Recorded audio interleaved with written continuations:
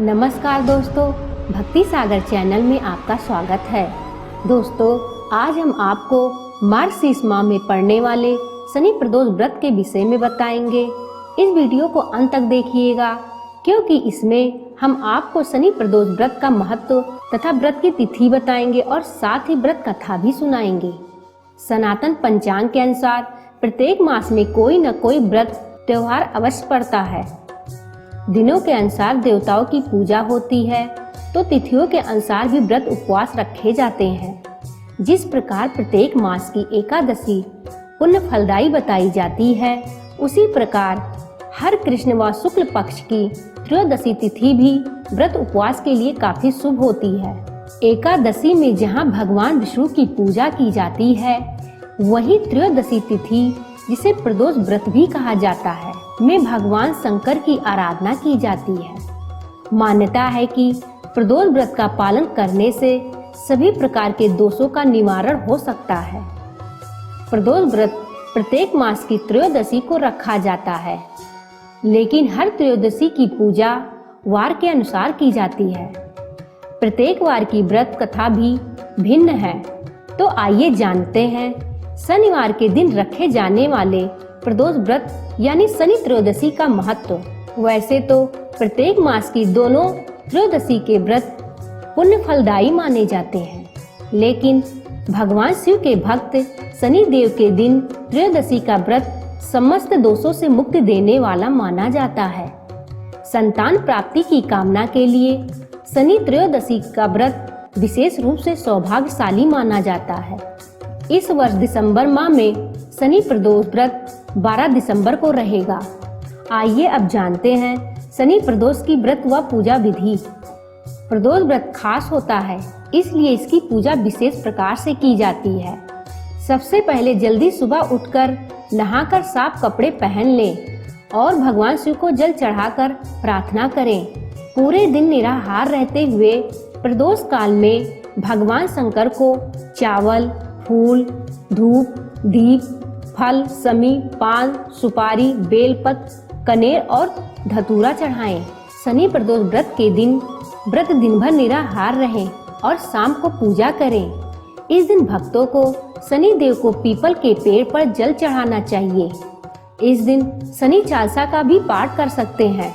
ऐसा माना जाता है कि शनि प्रदोष व्रत करने से संतान प्राप्ति में आने वाली बाधा खत्म होती है।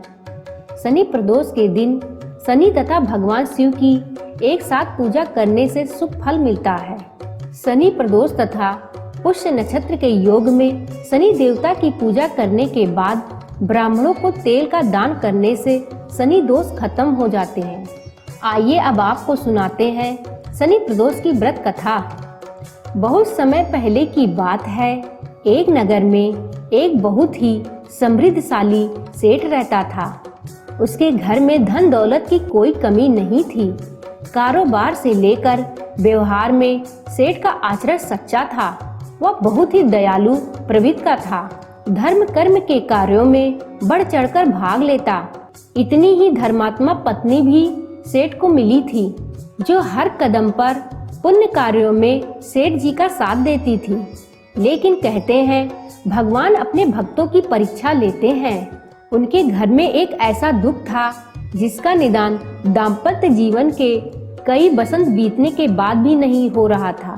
दंपति को इस बात का दुख था कि विवाह के कई साल बीतने पर भी उनकी कोई संतान नहीं है।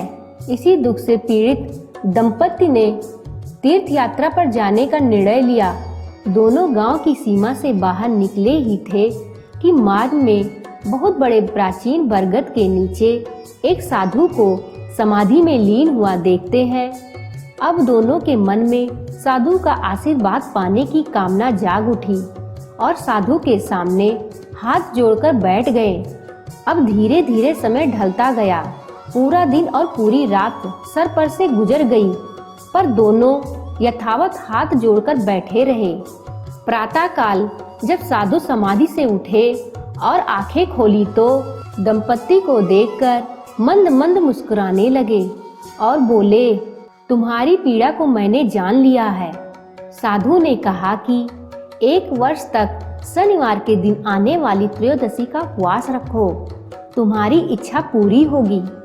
तीर्थ यात्रा से लौटने पर सेठ दंपत्ति ने साधु की बताई विधि अनुसार शनि प्रदोष व्रत का पालन करना शुरू किया, जिसके प्रताप से कालांतर में सेठानी की गोद हरी हो गई और समय आने पर सेठानी ने एक सुंदर संतान को जन्म दिया।